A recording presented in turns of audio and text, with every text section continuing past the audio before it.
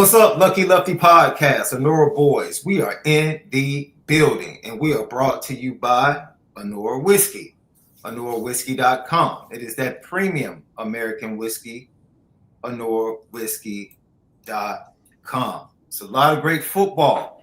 Next 5 days, 8 games, college football playoff semis, wild card, NFL. Man, it's about to be a lot of hot wings, pizza, dip, chips consumed over the next 5 days left. But if you partake of anything that might make you a little tipsy, make sure that you do it responsibly. Let's get it left.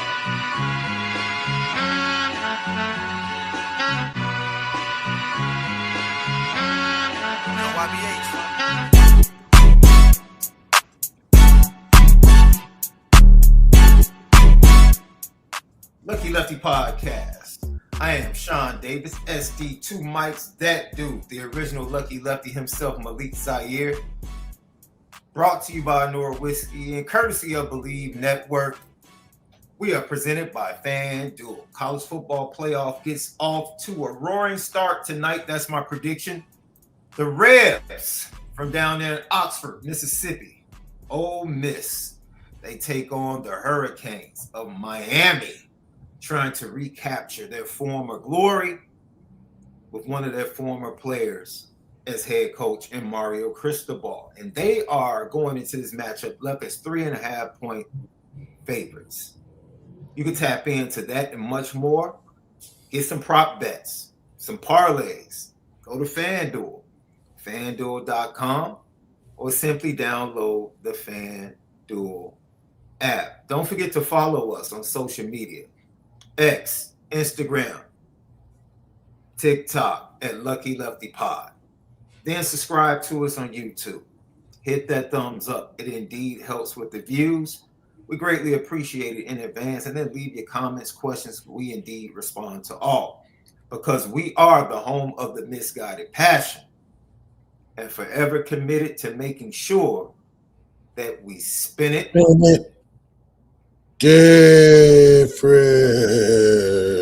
How you feeling about I'll get your prediction for the game tonight as we get ready to close, but how are you feeling today, Lef? You feeling good about what lays before you? As far as, your Jaguars, they're going this weekend. You feeling good about you guys? We're locked in. I think we're everything's in front of us. We are avenging an AFC championship loss from a few years ago, and I think Trevor Lawrence is ready. He's hot at the right time. He was always better than Josh Allen, and this is a perfect opportunity to win a Super Bowl because Patrick Mahomes and Lamar is not in it. I said something today, and I made somebody, I think I stumped them, because they thought it was apples to apples, and there are a lot of things totally different. I don't know if you've watched the Elway documentary. I was a huge John Elway fan growing up. Were you really? Yeah, I was. First of all, I had never seen anybody throw the ball that hard. I had never seen that. So I instantly, dude, it's like baseball. Anytime you see somebody that can throw a projectile with great velocity, it's very intriguing. Fell in love with Marino, fell in love with Elway. Just immediately. And so watching his documentary, it went back to how he was successful, but he had the same, and by no means, he was far more successful as far as getting to Super Bowls than this young man that I'm about to mention. But there is some similarities because there was friction between him and Dan Reeves. And I think Dan Reeves was really trying to change him instead of trying to build around him to make it easier for him. And Mike Shanahan got there and pretty much installed a dominant run game to help the talent instead of trying to change the talent. And I think John Harbaugh leaving Baltimore, if they find the right guy, could have the same effect for Lamar. I really do. I think Lamar, if they find the right guy and they build around him properly, Lamar could win a couple on his way out, just like John Elway did, and change the narrative about his career. He's just got the same things you're hearing about Lamar. I'm telling you, those are the same things you were hearing about John Elway. The same narratives. Elway was actually losing in the Super Bowl, though. That's what people will say. When Elway was actually losing in the Super Bowl. Facts. And John Elway had some memorable performances. That's why I said it's not apples to apples. I'm just talking about the narrative. The narrative of this dude can't win the big one. He can't get over the hump. In a different way, that's some of the same stuff we hear about Lamar Jackson. And I think this coaching hire for them is going to be very first of all, from reports, Cliff Kingsbury is not the guy. Let me say that right now. No. I don't know what they're doing interviewing him. He is not the guy. Run fast. Yeah. Run fast. So let's get to it, man. We're going to enjoy a conversation tonight, leading you up to pregame for the national semifinals of the college football playoff. Ole Miss taking on Miami down out in the Fiesta Bowl. Shout out to my boy JP, who was out there watching his Hurricanes and in person. And left, all things are pointing towards today being a really great day and possibly the trend turning upwards in terms of the transfer portal for Notre Dame. Nothing has been made official. Nothing has been officially announced. But all things point to former 5-star commit in the 2023 class and current Alabama transfer who has been visiting with Notre Dame in South Bend since yesterday, being part of the program. That would be for what people have jumped down Notre Dame's throat within the fan base and in national landscape. People have just taken shots at Notre Dame since Sunday, since this weekend about the portal. I think I saw like Georgia, Ohio State, Texas, Notre Dame, Blue Bloods. As of last night, when we got off the show, left, there was one commitment to those Blue Bloods. So it must not just be a Notre Dame thing. And we talked about it yesterday, reading between the lines, what's really going on. I mean, it must have been Reggie White we missed out on in the transfer portal, the way they've been acting. Yeah. There's been a Lawrence Taylor, a Reggie White, another J.J. Watt. You know, we just missing. I mean, that's why I can't really get too upset, because it's not like this is the transfer portals of 5-stars. Now, we happen to scoop a former 5-star up, but even with that, I think the knockout players we're looking to make an impact on the season are already in-house. So I don't know if any transfer is going to life change the team next year as it did last year. We talked about fit with Notre Dame. Fit. We await for the official word, a post by Hayes Fawcett or something on Instagram from KEELEY to kind of start things rolling and kind of he would be the perfect, emblematic, symbolic beginning to Notre Dame making progress in the portal. That would be the perfect sign that things are full circle.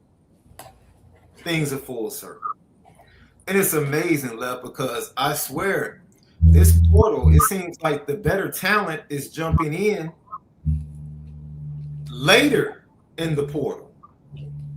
Yeah. Portal closes on the 16th. Like, the teams that lose tonight, who is going to jump in the portal? Not tonight, but tonight and tomorrow in these semifinal matchups.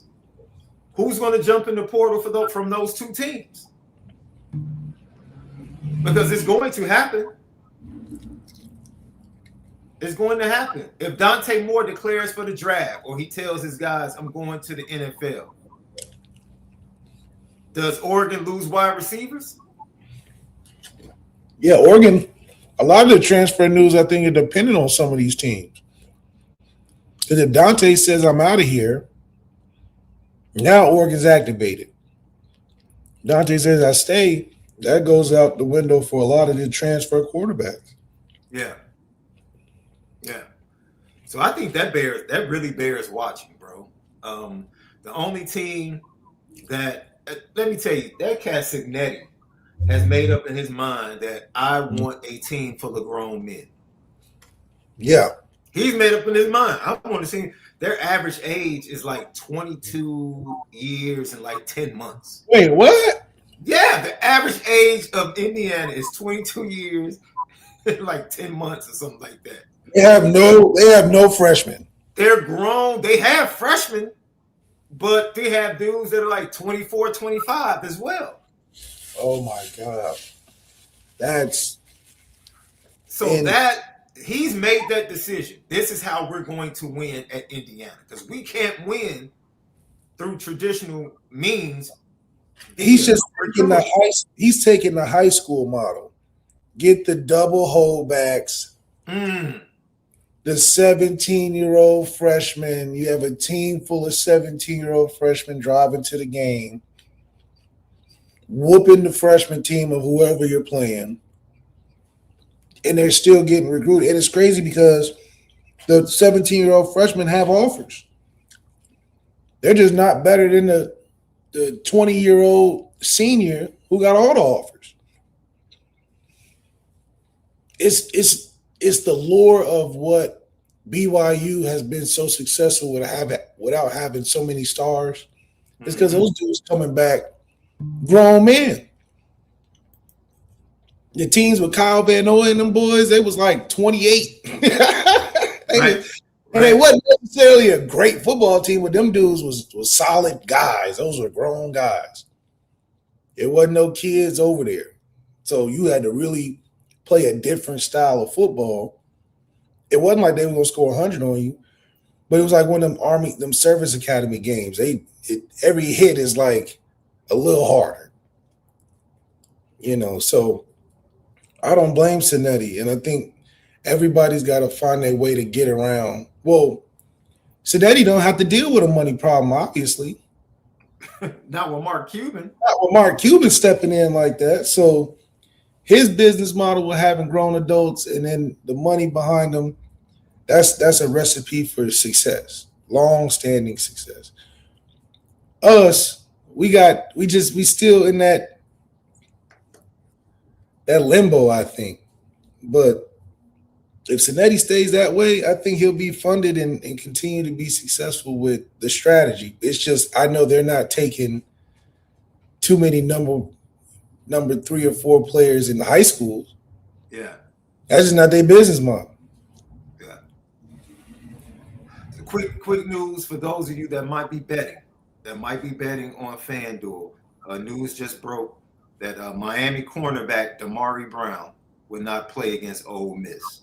So one of their top defensive backs won't be playing against Ole Miss. So I don't know if that adjusts how you bet or how you look at the game, but it's just news that broke. Lucky Lefty podcast. So there's a question here that I think goes right into Marlon Miller, BMW 1. What type of BMW do you have, bro?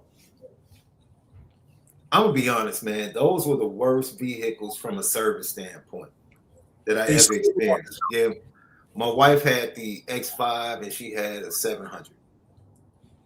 You got a BMW in Chicago? Why? Dude, first of all, She just wanted one, bro. Oh, She just fell in love. Let me tell you what she fell in love with: the ignition. I mean, the ignition and transmission. When they switched to, the transmission and shifting right there behind, next to the steering wheel, and it was all computerized, she was like, "Oh my God!" And I'm like, "Dude, the Chicago roads don't love BMWs. That's what it is. it's not too many cars that the Chicago roads love." They ride too low to the ground, and they're literally built for highway speed. And y'all got traffic and potholes. But man, I know that the glitz and glamour got her though. That's what you pay for. That's definitely what got her. Demetrius 31 DeBose best BMWs are the M3 and M4 Comp 100. The only people you see excited about BMWs live in this kind of weather I'm at. Let's see. Marlon, he says, besides Keeley and Graham, who else from the defense side of the ball are we looking to sign? I know David Brew out of Pitt. He was on campus today. No, he's from Pitt. They have the guy from Utah. He's been on campus. We haven't heard anything about him. He's coming off a serious injury, so you might not get him back to the middle of the end of the year, but he has 2 years of eligibility. They just offered a kid out of New Mexico State, Ezra Christensen, defensive tackle. And there's also buzz that's been reported by multiple sites that there is a possible reunion with someone that jumped in the portal on the defensive line, possibly coming back to Notre Dame. With Joshua Burnham already being committed to Indiana, one could put 2 and 2 together and believe that is ARMEL MUKAM that could be returning to the program. And ARMEL MUKAM was actually in Chicago today visiting Northwestern, who, by the way, has had a very sneaky good transfer portal beginning. They got Aiden Childs as their quarterback in Northwestern. That's huge. That's a big win. And hey, Northwestern has some big money alums, bro. They do?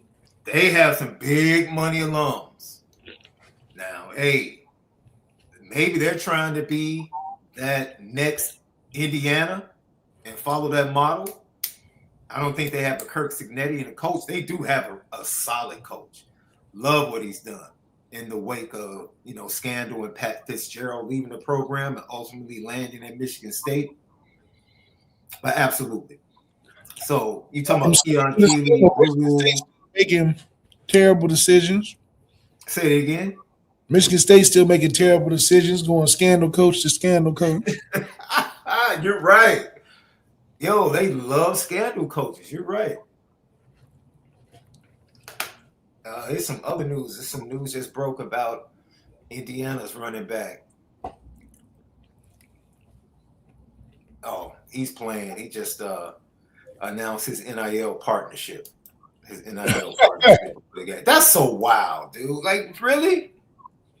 That's crazy. Is it with Jamba Juice or something? Oh, man, I don't know. I have no clue. But I really think David Brew, ARMEL MUKAM possibly could be coming back. Keon Keeley could be committing very soon. Ezra Christensen, the New Mexico State guy. So basically, there was another Utah defensive lineman that just jumped in the portal that I think Notre Dame would be very interested in. And there's a Utah defensive back coming in. What is that kid? I was just talking to Ryan Roberts about this kid. Help me out, chat, because his name escapes me now. But he's coming to visit. They're pursuing him as a nickel, and he is slightly built. speedy, and I think he would be a great get.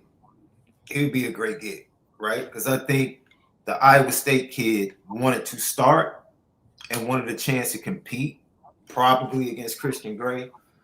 This young man would probably be, yes, Smith Snow. Smith Snow. Thank you, chat. He's a better fit. He's a better fit for that nickel, right? And you can use him to go ahead with Dallas Golden. I think Dallas Golden needs to be a guy that you can just move all over the place. Yeah. I really think he's that good, and he's going to be that good. I think he's going to be very similar to Bronte Johnson. Just a playmaker, always around the ball, has the ability to make game-changing plays. I really think he has that ability. And if you can get him and Bronte on the field at the same time, that would be fantastic. That would be fantastic. Smith Snow, that's his name. So those are just some of the names. And they're going to look, as I said before, I would expect Notre Dame to look at, once again, all 4 teams in the semifinals will have players jumping into the portal. After this, because the national championship game is on the 18th, if I'm not mistaken. I Bleav it's on the 18th. That means that the portal closes 2 days before the national championship game. All 4 of these teams will have young men jumping into the portal before the national championship game.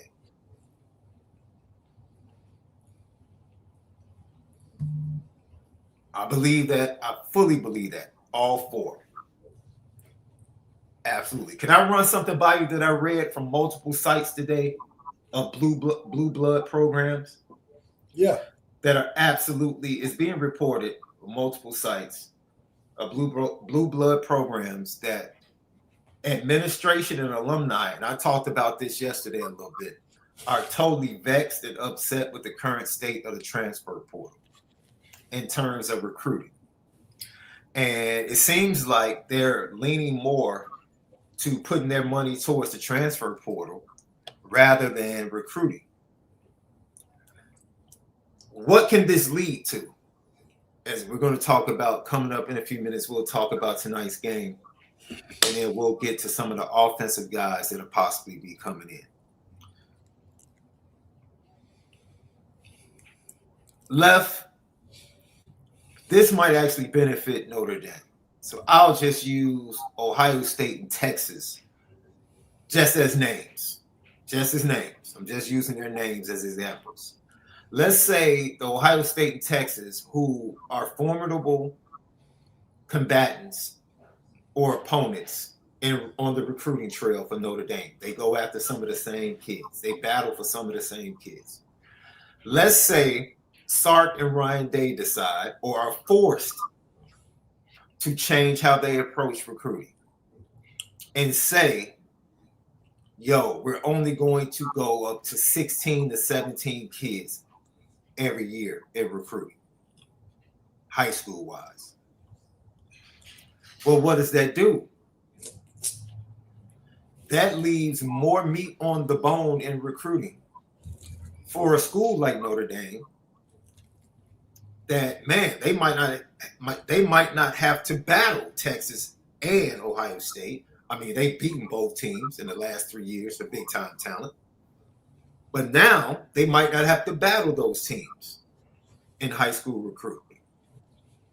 And that opens the door for them to get top talent into South Bend. I just think it's a trend that bears watching, that the recruiting classes across college football might begin to shrink a little bit. They might begin to shrink a little bit.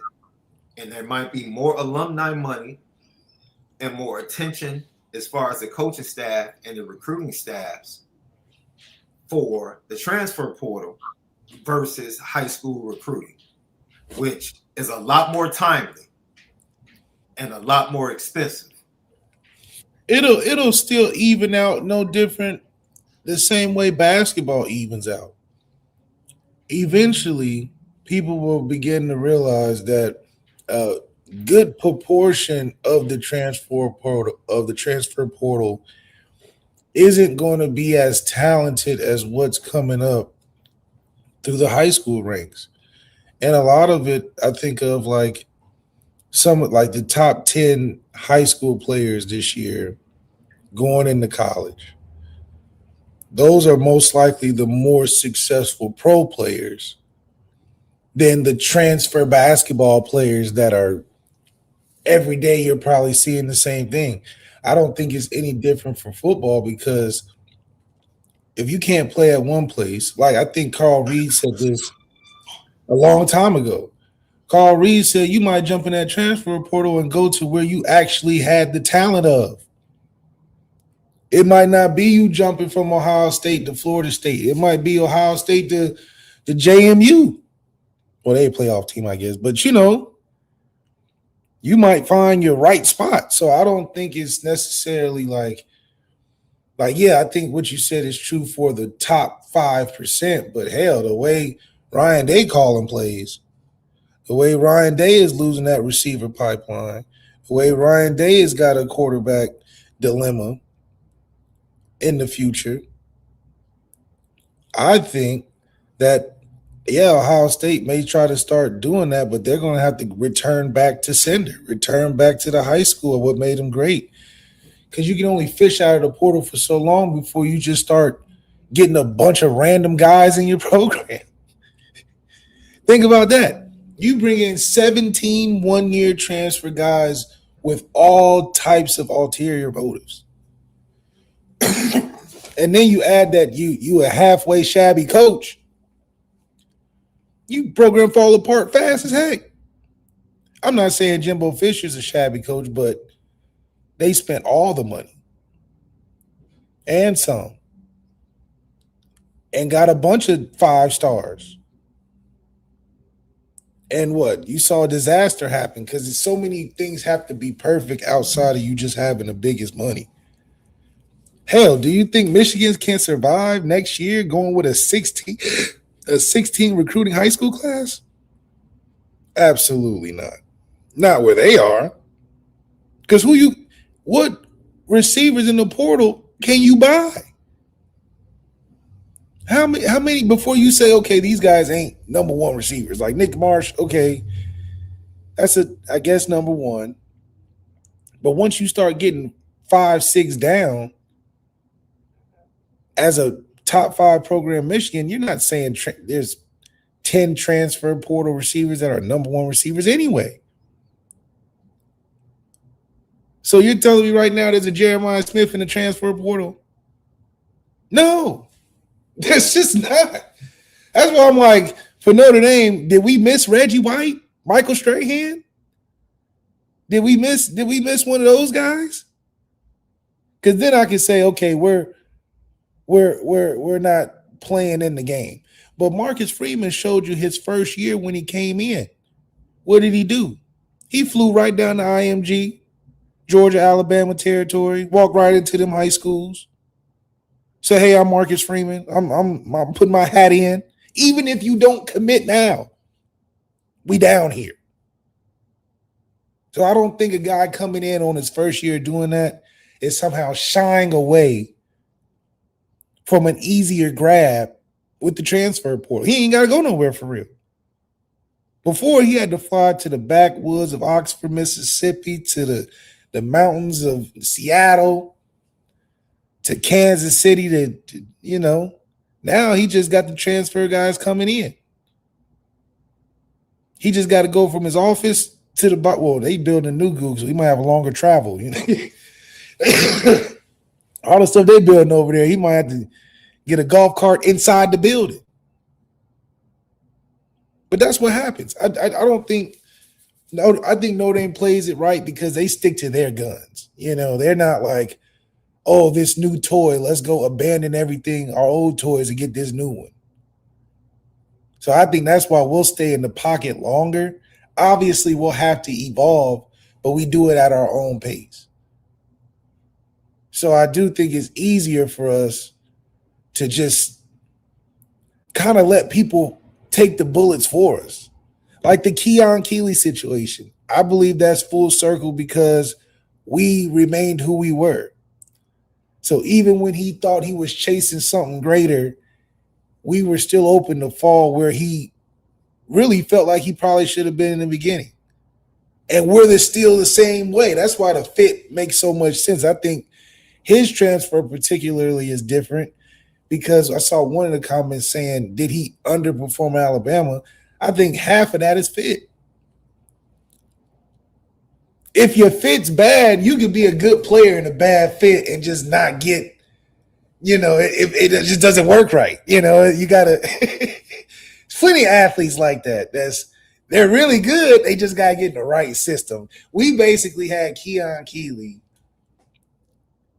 playing in a system where I think if you go down to Bama, Georgia, one of these Florida, one of these schools as a D lineman, your personality has just got to be a certain way. You can look the part, probably be just as fast, but your personality ain't got to be a certain way if you're a D lineman, O lineman down there. So that's why I'm like, yeah, KEON can go down there and look good, but he'll probably feel better and perform better because he feels better at Notre Dame. More like-minded guys.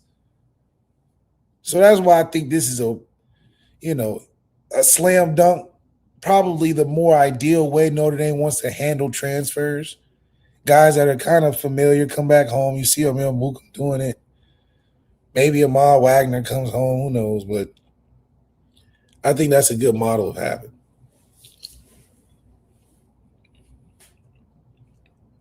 I couldn't have said it any better myself, Left. Great question in the chat. Someone asked, how does Notre Dame use a guy like Keon Keeley if he comes back? Well, you know what? This is how he was used. I got this film, I think off X. Someone broke down how Keon Keeley was used late in the season by Alabama. And I kind of raved about his ability to drop into covers, Left. Like, you see him on the edge right now.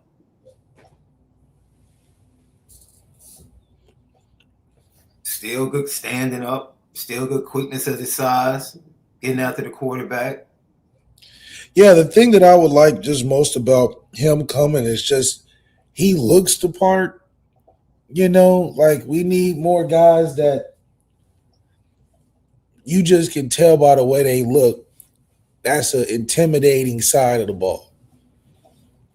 So I think his ability to just be a presence means more than anything he's probably doing right now. Because I think what he'll do when he gets with Charlie Partridge and all the rest of the staff, he'll define his game. Because I think a lot about Traore, where I was really upset with Traore early on, talking about, I'm just setting guys up. Like, I'm like, dude, if you'll just get after the ball, you know what I mean? Like, what are you talking about? I was so upset with that. So I think, Keon being in the same lane of, I think Charlie Partridge is going to just bring out pure physical, get after the football type of presence, and all that other stuff will develop after that. So I just think it's a good opportunity for Keon in this.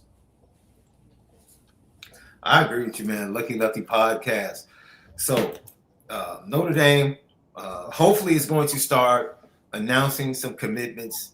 We'll start to see the trend for them in the portal continue to trend upward after that. And as I said before, I think Notre Dame is, along with other teams, are going to be locked in on people that are still playing in the semifinals. The portal closes on the 16th. The national championship is on the 18th. Somebody, regardless of whether or not they win or lose tonight, there are some players that will not be playing in the national championship game. They just will not be playing in the national championship game. They have to make the choice to jump into the portal before it closes on the 16th. And so you're going to see that. And I expect Notre Dame to probably, have interest in a couple of people and still have interest in young men that are still choosing to jump in the portal.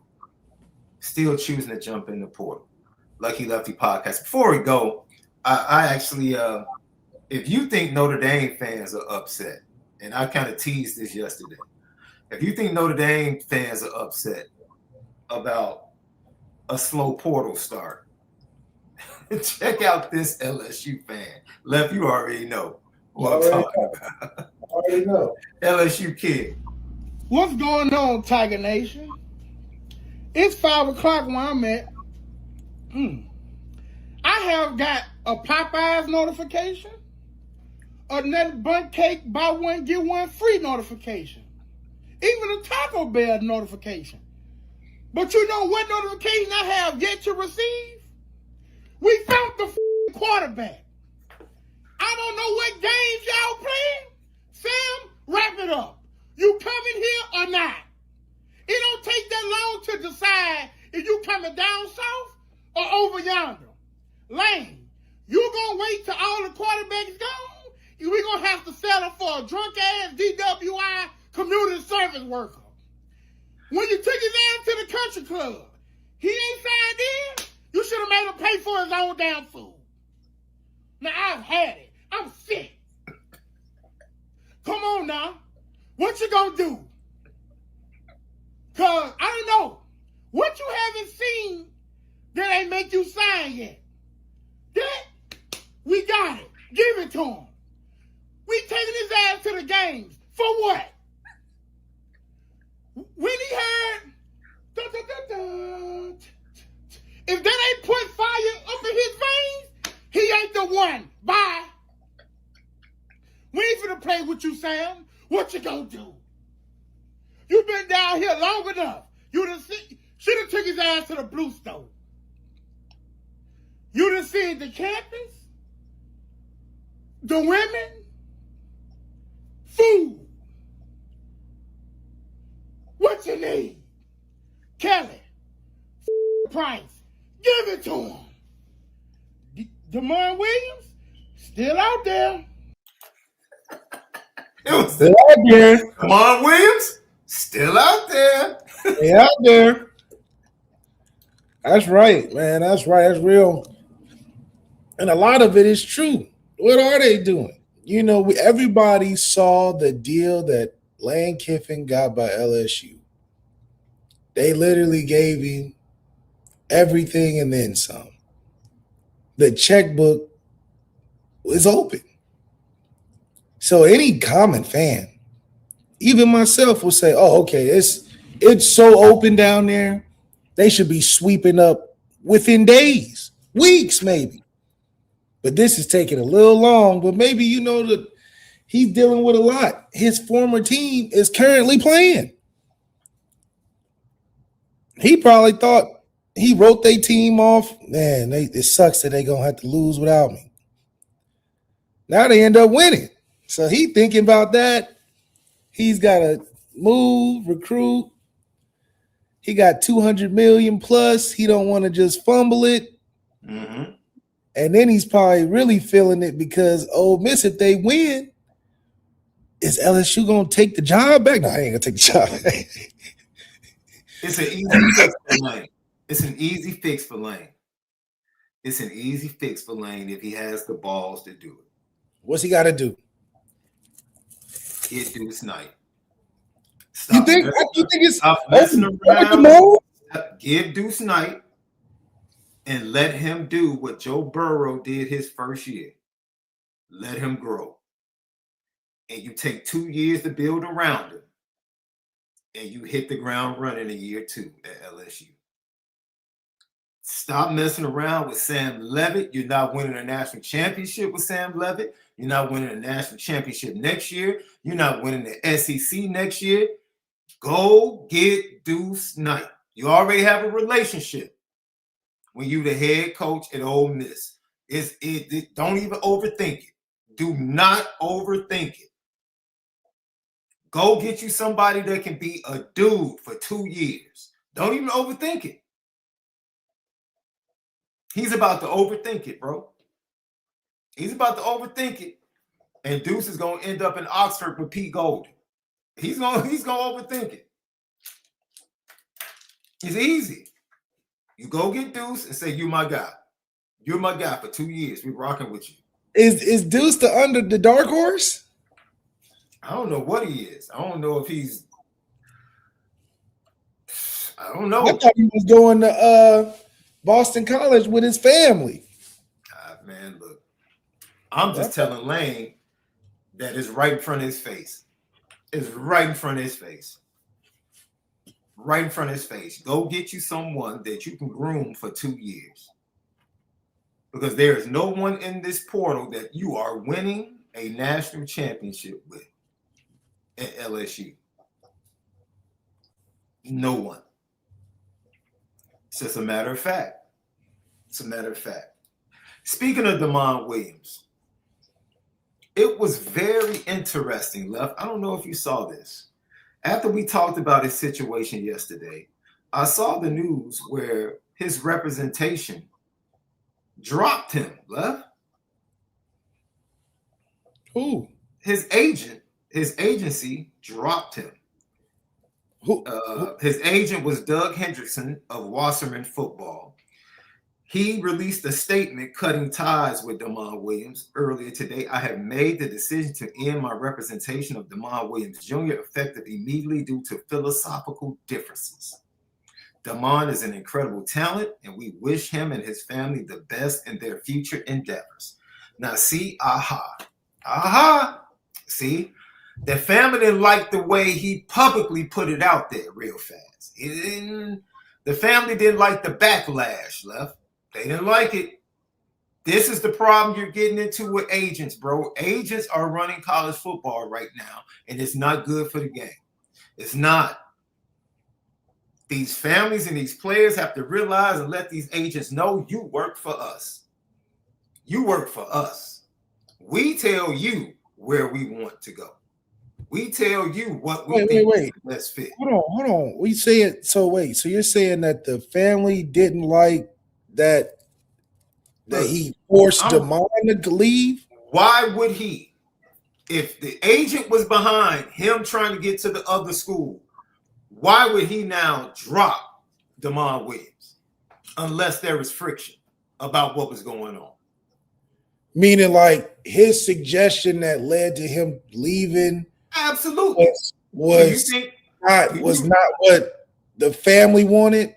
Or is it Damon Williams came up with that? Which part? To sign or to leave? Either one. Because I'm sure his agent gave him the contract to sign. With Washington?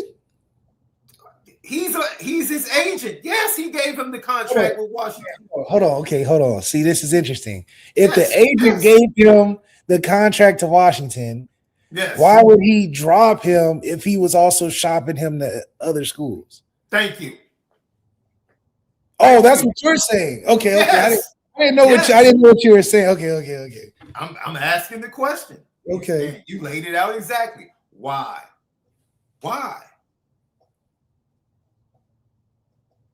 Unless you're dropping him because Damon went behind your back and got this offer.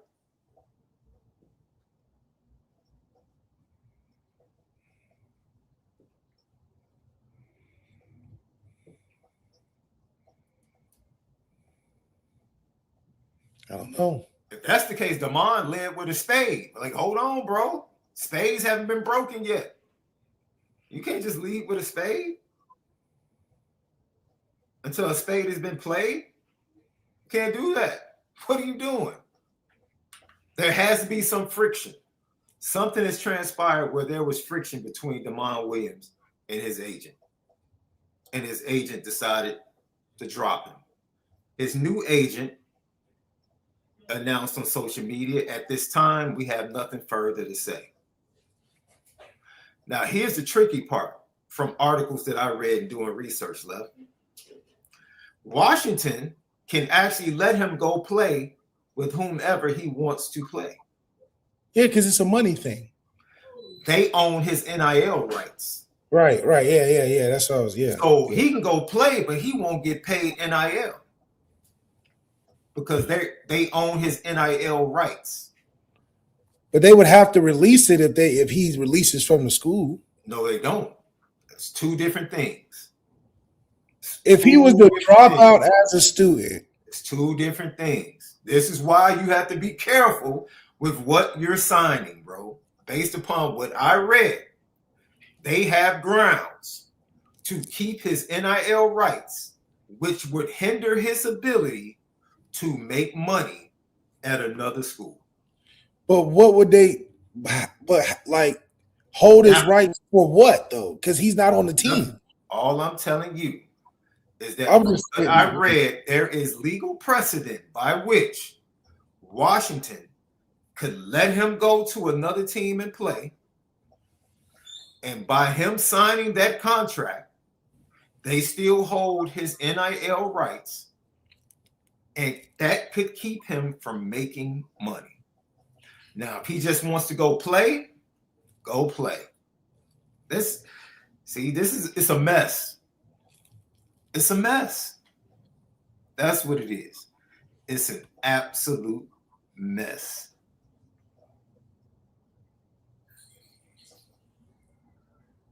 It's a mess, bro. That is the current state of the transfer portal in college football. And these agents, I'll say it again, these parents and these young men need to grow. That first of all, they need to educate themselves on everything and stop totally dependent upon these agents to tell them everything that's going on.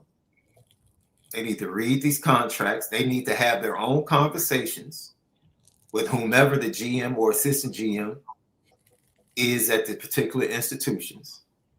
And they need to make the decision independent of the agent. You work for us. We're going to the school that we feel like is the best fit. And it doesn't necessarily have to be the highest bidder. Stop. Stop all this leveraging. You messing stuff up. You stop. Because the agents don't care. Agents don't care about fit. They could care less about fit. Who's the former Notre Dame player that's actually an agent? Cal McCarthy, right? Oh, yeah, Cal McCarthy. Cal McCarthy. I would love to get Cal on. I'm trying to get Cal on to really break this down. What's happening? Yeah. That'd be a great guess. I'm gonna really try to track him down and get him on. Because this type of foolishness, ladies and gentlemen, is scary business. It's really scary business.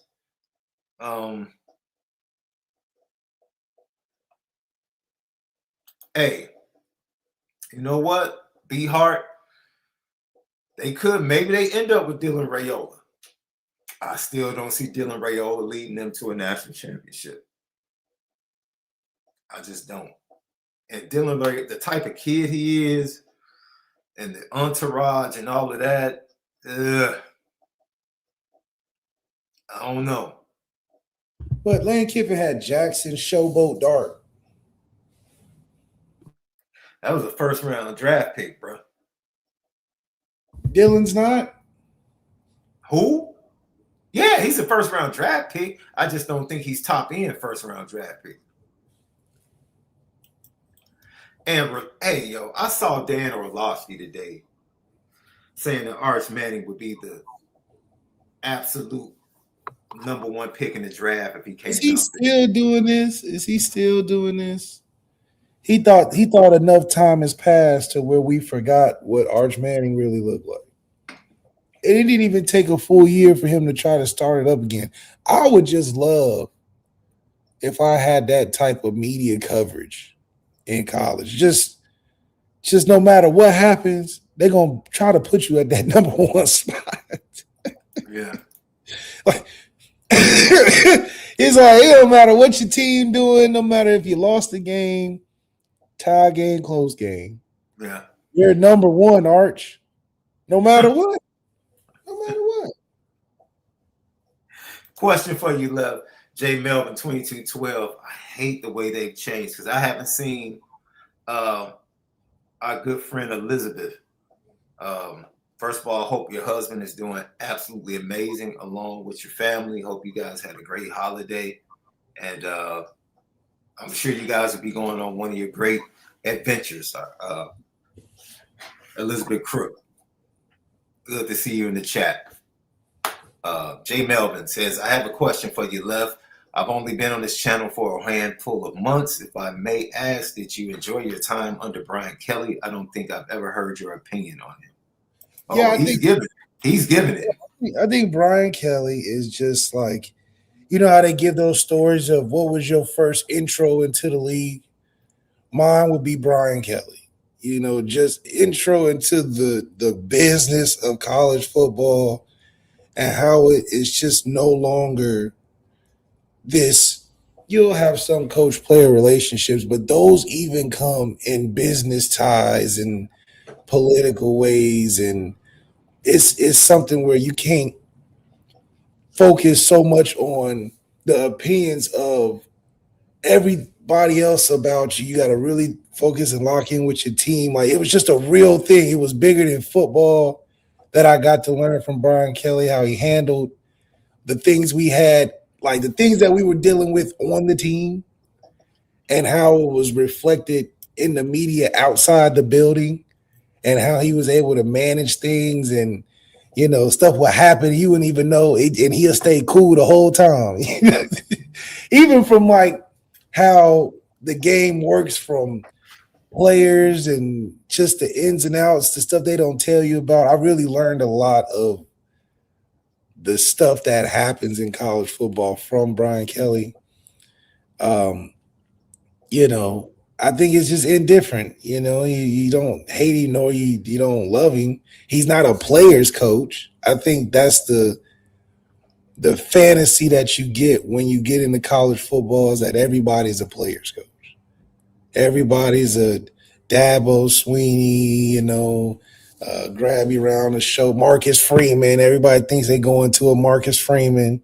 You walk in his office, he in there shooting a little mini basketball hoop, talking about everything, you know what I mean? Nah, that's a real business. You got to go in there. You dang near want to put your suit and tie on when you go around Brian Kelly.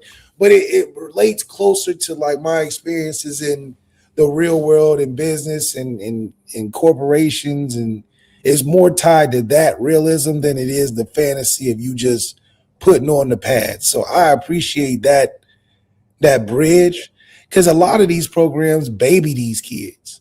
These kids just don't know. They just go to practice every day, live in this, whatever, but they don't know the discipline that it comes with, being consistent and stuff. So I learned that from him. Other than that, I mean, from a football side, he's just a guy you just want to prove wrong all the time. You know what I mean? It's just like whatever you do, you just like, I just want to throw a touchdown and look his way and be like, now what you think about that kind of thing. That's just kind of how he keeps his players, at bay, I guess. But, take it for what it's worth. It's not everybody's cup of tea, but you see a lot of success that comes from it. You see a lot of scornness that comes from it. So yeah, I guess it's the two sides of the extreme, but it's an experience. Yeah, it's definitely an experience. Lucky Lefty podcast. So there's a question that's been posed by a lot of fans, and I think we can talk about it.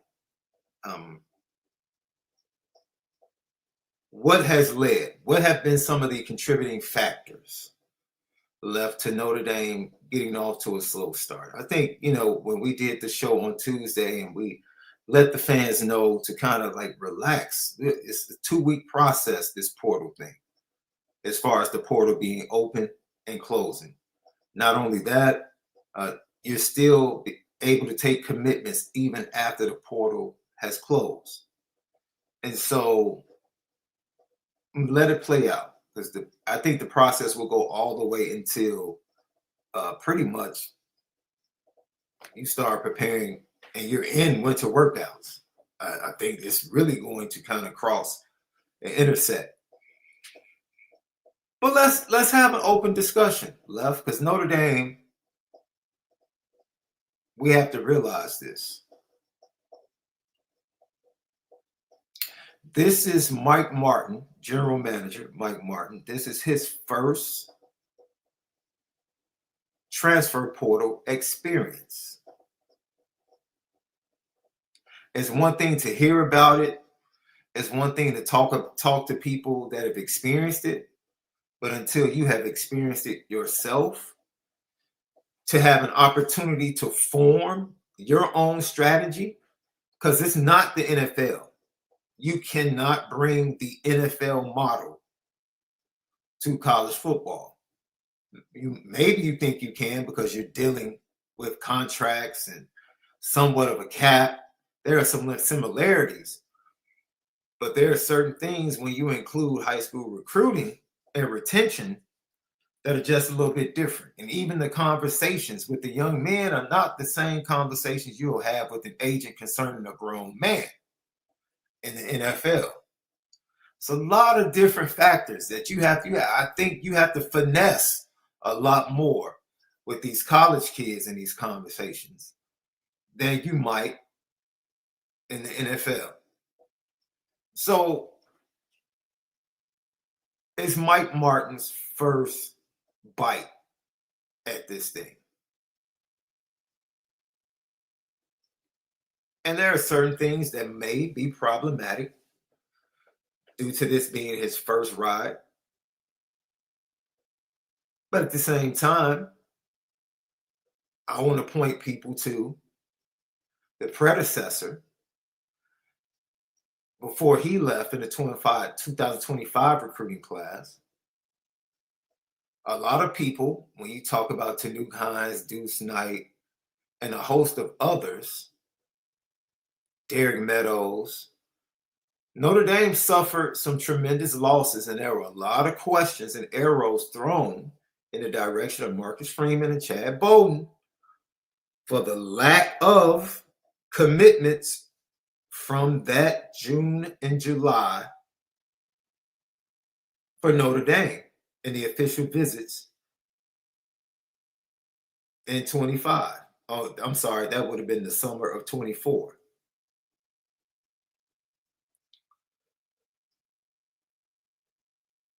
Let's go to the summer of 2025. In particular, June the 13th. A weekend in recruiting for Notre Dame that might end up being historically as important as any other weekend going back to Lou Holtz and the football banquet weekends that he used to put on and pretty much bring in top 5 classes each and every year.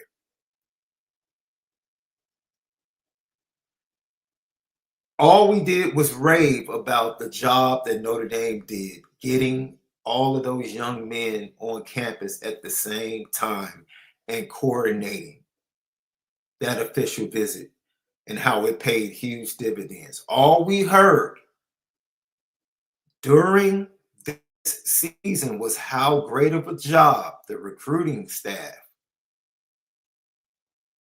did on official visits and game day visits. That's all we have heard. Now, how much of that success is the actual director of recruiting and the rest of the staff, and how much credit does Mike Martin get for that? You have to give him some credit. I know for a fact there were certain people and certain families that ended up committing from that June 13th weekend that specifically spoke with Mike Martin about NIL and certain things that kind of eased and answered some questions that were unanswered at that time.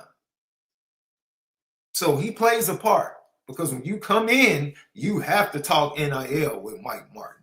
He plays a part. But we have raved the turnaround and how they gained ground on several prospects. He comes in late. March, they start practices. Getting those kids, along with the coaches, getting Javion Osborne, Ian Premer, and other top guys to visit, and then in turn to get them back on campus for an official visit. Over the last or the previous 2 to 3 years, how many times have we sat here and said Notre Dame has struggled to get certain guys on campus, big-time talent, to come back for official visits? Yo, Mike Martin is the face and a general manager when Notre Dame turned the corner in that aspect. It's been a little bit of a bumpy road when it comes to the transfer portal. Yeah, it has. It's been a bumpy road. But as I said before, I will give grace because this is his first time experiencing the transfer portal. And I'll be honest, there has never been a transfer portal like the portal has operated this year. This is like the worst year to get your feet wet in the transfer portal. If he had gotten his feet wet last year or 2 years ago, okay. But everything is just so chaotic right now. And he's learning on the fly. I really believe he's learning on the fly. He's trying to add an assistant general manager. He has an NFL background. He probably looks at a lot of things from an NFL perspective, and there are just certain things that you can't plug in to the college game. Even though it resembles, from a business standpoint, the NFL model, things are a little bit different. And there are no rules. There are rules in the NFL that agents have to abide by. You cannot tamper in the NFL. No. You can't tamper with players. You can't tamper with coaches. College football, all bets are off. You can tamper all year long with no consequences. So like I said, I think fans like Notre Dame needs to be more aggressive. Well, you probably have a guy that does not want to be too aggressive. It's his first time. He wants to make sure that he spends money wisely and makes the right decisions. And he's trying to incorporate his vision with the vision of the head coach. And I think, honestly, that's one of the contributaries to what we've seen as a slow start from Notre Dame in the transfer portal. Yeah. I'm not here to tell anybody how to feel about it, but I definitely think it's played a part. I think it's played a part. And I'm going to give him grace because I've seen him do things and perform a quick turnaround during the spring that led to a very successful official visit season in the summer and great reviews with game day visits in the fall. If this is his blip, because it's his first time experiencing it, and I hear you out there. Well, man, when he came in from the NFL, wasn't that his first time experiencing like recruiting? But recruiting high schoolers is totally different than the transfer portal. It's a totally different beast. And someone might even say, well, coming from the NFL, shouldn't he feel a little bit better or more comfortable with the transfer portal than high school recruiting? This is where you have to tip your cap to that recruiting staff that stayed locked in and did hella work after Chad decided to run to California. They did a great job. They did a great job. And he handled the NIL business side of it and answered every question, made the families comfortable, their representation comfortable, and he sealed the deal with a top 3 class. So I can understand your anger. I can understand your disappointment to this point. Just relax. Just relax. And I said it, people, look, Notre Dame's never going to be that team that just flat out jumps out when it comes to NIL money. They're not. They're not. They're not. They're rarely going to be the highest bidder. With the high school guys, with the guys that they're retaining, they're rarely going to be the highest bidder. It's very rare. Now, that could be frustrating to you because Lord knows they got it. Lord knows they got it. What's that song with Jay-Z and Rick Ross. Which one? Mess with me, you know I got it. Yeah, but Yeah. I got it. Yeah. Sure. Yeah, that's Notre Dame has it. Notre Dame has it, man. But you know, they continue to be the good stewards of college football. Right. And honestly, that keeps them out of a lot of mess. Yeah, it's like we don't even fall into traps because we just so one way. You know, you can't trick us with the glitz and the glamour. And we don't let the players run the show.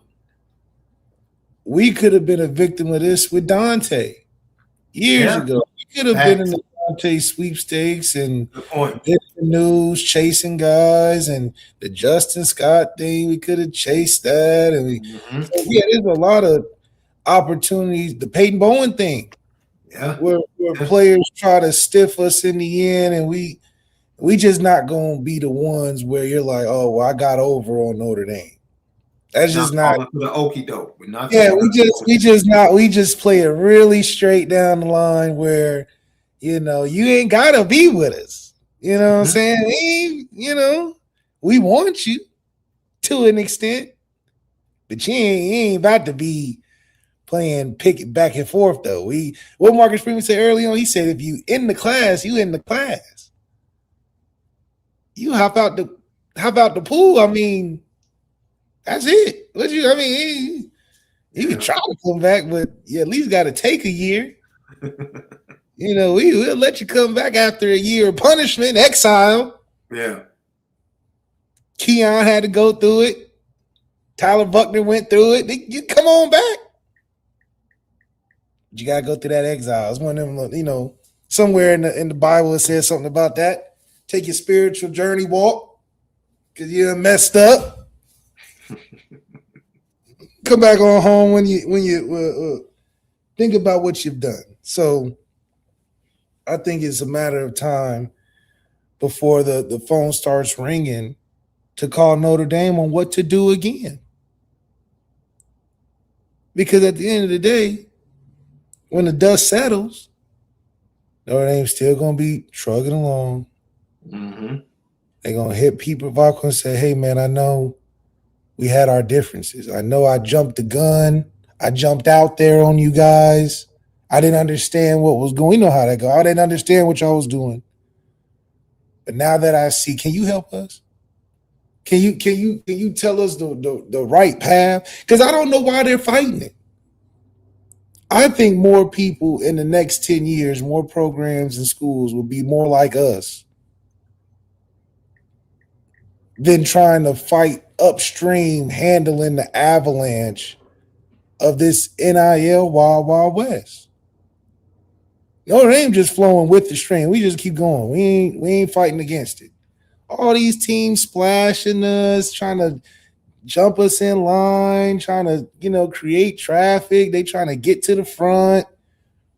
Notre Dame's not panicking. Y'all done panic and blew out your programs, fired your coaches and GMs, got scandals and high debts, looking like the USA. You about $6 trillion in debt. Paid a bunch of players that showed up for practice and left the next day. Just a mess. Alumni don't know who to pay. Alumni's pockets are getting spent, stretched, dumped. No ROI. I still want to see the successful ROI from an investor in the NIL. I want to see him. I want to interview that guy. What was the price you paid for the return you got? Because all I see is a bunch of guys losing money. What Elway say? Or was it Troy Aikman said, I gave Dante $6,000. I don't know if it was $6,000. I gave Dante $6,000. He took it and ran. Never saw the money again. That's Troy Aikman. Now I know in the future Troy Aikman gonna have a lot of disparaging things to say on Monday Night Football when Dante's playing, but we know why. He done ran off with $6,000. But that's why Coach Free just seems to be the number one choice every coaching option. Because he seems to be able to stand in the water strong and produce in the midst of controversy while winning and holding the top 5 program where it's supposed to be. So the banana in the tailpipe, I really like that, Demetrius, because that's what a lot of these conferences seem to do, try to do to us. These random shots from these teams they try to throw at us. The dirty macking and recruiting. It's all good. We just keep producing ND STEMIs. We feed the community. You know what I'm saying? We're good over here. I saw a guy going crazy. Oh, Marcus Freeman, he's good, but this is just so disappointing. Where's the recruiting news for the transfer portal? I'm like, calm down, guys. I mean, bro, take the 3 wide receivers that said reportedly said no to Notre Dame, right? Harris Kidd went to Arizona State. Marsh, of course, he went to IU, and I forget the other receiver from Rutgers. The 3 receivers that jump into the portal today are all better than them collectively. Marsh might be better. Quincy Porter from Ohio State, Mylan Graham from Ohio State, and Isaiah Horton from Alabama all jumped in the portal today. I would take all 3 of those guys over the other 3. That is my personal opinion. I would just take the 2 young guys from Ohio State just on upside. Yeah, just on upside. Just on upside. And this is what I'm talking about. Like, once again, Notre Dame being who they are and operating based upon their business model keeps them from jumping out the window and making mistakes that a lot of other people make when it comes to the business of college football. No, there is no way. Well, once Ty Simpson said he was going to the NFL, I figured some Alabama wide receivers would jump in the portal, but Isaiah Horton just got there. He just got there. And they still have the Keelan Russell kid. Austin Mack is still there. I mean, they still have some decent quarterbacks, and I still think there will be more big-time wide receivers jumping in the portal. That's why we said relax. Just relax. Relax. Let it play out. Relax and let it play out, and you will see. And Notre Dame is probably going to end up with some really good players. Now, Quincy Porter, I guess there's interest. We'll see if he has interest in Notre Dame. Mylan Graham, Marcus Freeman reportedly has been leading the charge, talking to him. They wanted him. He really didn't pay. Look, Ohio State has done a great job getting the best wide receivers out of the state of Indiana for years. Right? Yeah. I guess he still has a visit coming up to Auburn. Mylan Graham. Come on. Mylan. Auburn, bro. Come on, man. I don't understand why people keep falling for this Auburn thing, bro. I don't get it. I just don't get it, man. People fall for this Auburn thing. When is the turnaround coming? What are they telling you? And then the guy that convinced or duped Deuce to come to Auburn turns around and leaves. Boston College. Yeah. It goes to Boston College. It's like, man, oh, man. We have to do better. We have to do better, man. These kids have to do better making decisions, bro. Wow. They just do. So I look for not only wide receivers, I look for some edge players. I definitely look for some edge players and some secondary players that Notre Dame will have interest in jumping in, especially over this weekend.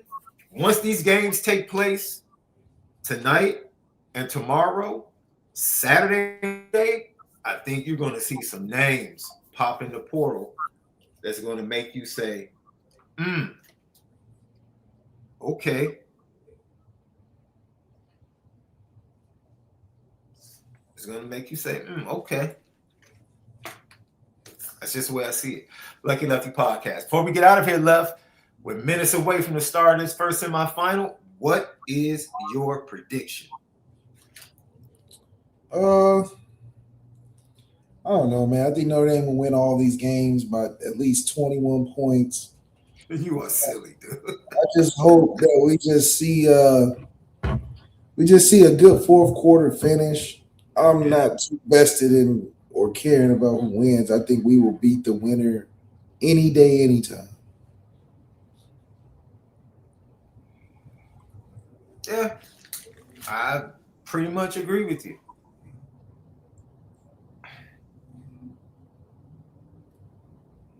You know how you think one team is going to win, but you're really pulling for the upset?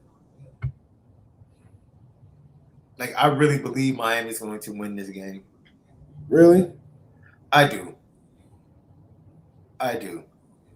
Is it because Fernando's too nerdy and all that nerdiness is just going to get out physical? No, I just don't know if this is the game. Can I be honest with you? Yeah. Texas A&M and Georgia Texas A&M and Ohio State have had the athleticism to take MALIK Toney away.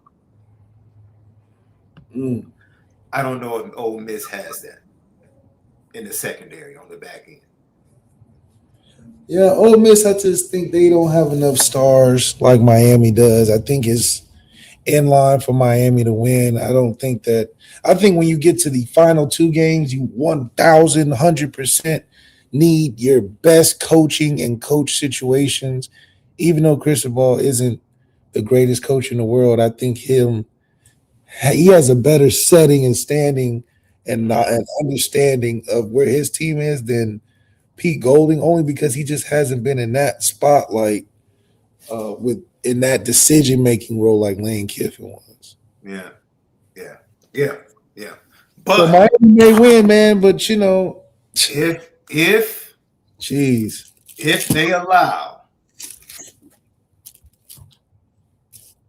if they allow Trinidad an opportunity in the fourth quarter to win it,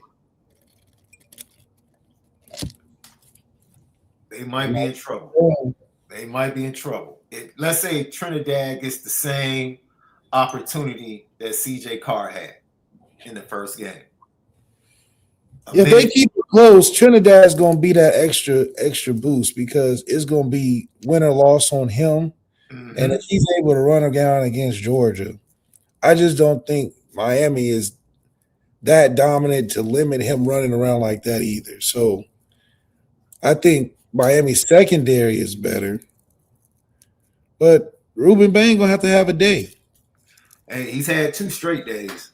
If he could do it 3 in a row, Carson Beck 2.0, the bad version, has to show up at some point in the playoff, right? At some point. I'm not letting him I don't know if Ole Miss is the team to make him show up. I don't know if Ole Miss is the team. That's the thing. It'd be the team you got to make him show up now. If he back there just tossing past. Indiana and Oregon both have the defensive lines to shut down Mark Fletcher in the run game. Yes. And force Carson Beck to have to beat Carson Beck. Yes. That's what stopped him before. Yeah. All right. Great show, Left. Follow us on YouTube. Subscribe. Hit that thumbs up. We appreciate it. X, TikTok, Instagram, Lucky Lefty Pod. Bleav Network. Presented by FanDuel. FanDuel.com. Download the FanDuel app. Both games, 3.5-point spreads in the college football playoffs. That and much more. Your parlays, your prop bets. Go to FanDuel.com or download the FanDuel app. For Left, SD2 Mics, continue to love each other. Enjoy the game tonight. But most of all, make sure you continue to spin it different.